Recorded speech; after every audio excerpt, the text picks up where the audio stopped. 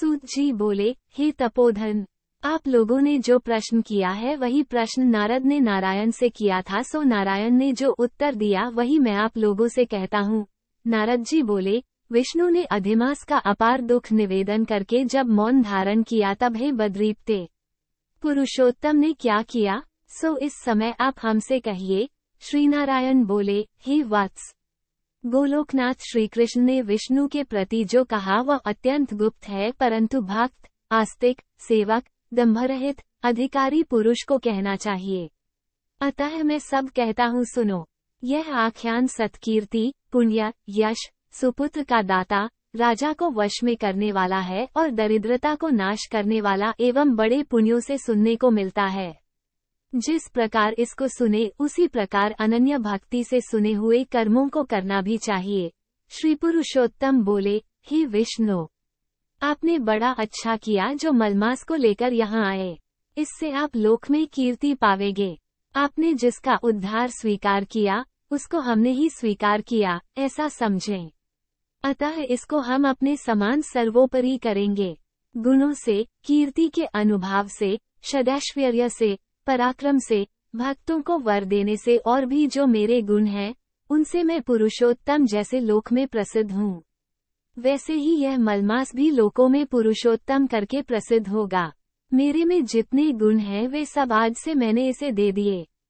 पुरुषोत्तम जो मेरा नाम लोक तथा वेद में प्रसिद्ध है, वह भी आपकी प्रसन्नता का अर्थ आज मैंने इसे दे दिया। हे मधुसूदन, आज से मैं इस अधिमास का स्वामी भी हुआ। इसके पुरुषोत्तम इस नाम से सब जगत पवित्र होगा। मेरी समानता पाकर यह अधिमास सब मासों का राजा होगा। यह अधिमास जगत पूज्य एवं जगत से वंदना करवाने के योग्य होगा। इसकी पूजा और व्रत जो करेंगे उनके दुख और दारिद्र्य का नाश होगा। चैत्रादि सब मास सकौम है, इसको हमने निष्काम किया है। इसको हमने अपने समान समस्त प्राणियों को मोक्ष देने वाला बनाया है। जो प्राणी सकौम अथवा निष्काम होकर अधिमास का पूजन करेगा वो अपने सब कर्मों को भस्म कर निश्चय मुझको प्राप्त होगा। जिस परम पद प्राप्ति के लिए बड़े भाग्य वाले यति, ब्रह्मचारी लोग तप करते हैं और महात्मा लोग निराहार व्रत करते हैं एवं दृढ़व्रत लोग फल, पत्ता, वायु भक्षण कर रहते हैं और काम, क्रोध रहित जितेंद्रिय रहते हैं वे, और वर्षाकाल में मैदान में रहने वाले, जाड़े में शीत, गर्मी में धूप सहन करने वाले, मेरे पद के लिए यत्न करते रहते हैं। हे गरुध्वज, तब भी वे मेरे अव्यय परम पद को नहीं प्राप्त होते हैं, परंतु पुरुषोत्तम के भक्त एक मास के ही व्रत से बिना परिश्रम जरा मृत्यु रहित उस परम पद को पालेंगे। यह अधिमास व्रत संपूर्ण साधनों में श्रेष्ठ साधन है और समस्त कामनाओं के फल की सिद्धि को देने वाला है। अतः इस पुरुषोत्तम मास का व्रत सबको करना चाहिए। हल से खेत में बोए हुए बीज जैसे करोड़ों गुना बढ़ते हैं, तैसे मेरे पुरुषोत्तम मास में किया हुआ पुण्य करोड़ों गुना अधिक होता है। कोई चातुर्मास्यादि यज्ञ करने से स्वर्ग में जाते हैं, वह भी भोगों को भोग कर पृथ्वी पर आते हैं। परंतु जो पुरुष आदर से विधिपूर्वक अधिमास का व्रत करता है वो अपने समस्त कुल का उद्धार कर मेरे में मिल जाता है, इसमें संशय नहीं है। मुझे प्राप्त होकर प्राणी पुनः जन्म, मृत्यु, भय से युक्त एवं आदि, व्याधि और जरा से ग्रस्त संसार में फिर नहीं आता। जहाँ जाकर फिर पतन नहीं होता सो मेरा परम धाम है। ऐसा जो वेदों का वचन है वह सत्य है, असत्य कैसे हो सकता है। यह अधिमास और इसका स्वामी मैं ही हूँ और मैंने ही इसे बनाया है, और पुरुषोत्तम, ये जो मेरा नाम है सो भी मैंने इसे दे दिया है। अतः इसके भक्तों की मुझे दिन रात चिंता बनी रहती है। उसके भक्तों की मनोकामनाओं को मुझे ही पूर्ण करना पड़ता है। कभी कभी मेरे भक्तों का अपराध भी गणना में आ जाता है, परंतु पुरुषोत्तम मास के भक्तों का अपराध मैं कभी नहीं गिनता। हे विष्णु, मेरी आराधना से मेरे भक्तों की आराधना करना मुझे प्रिय है।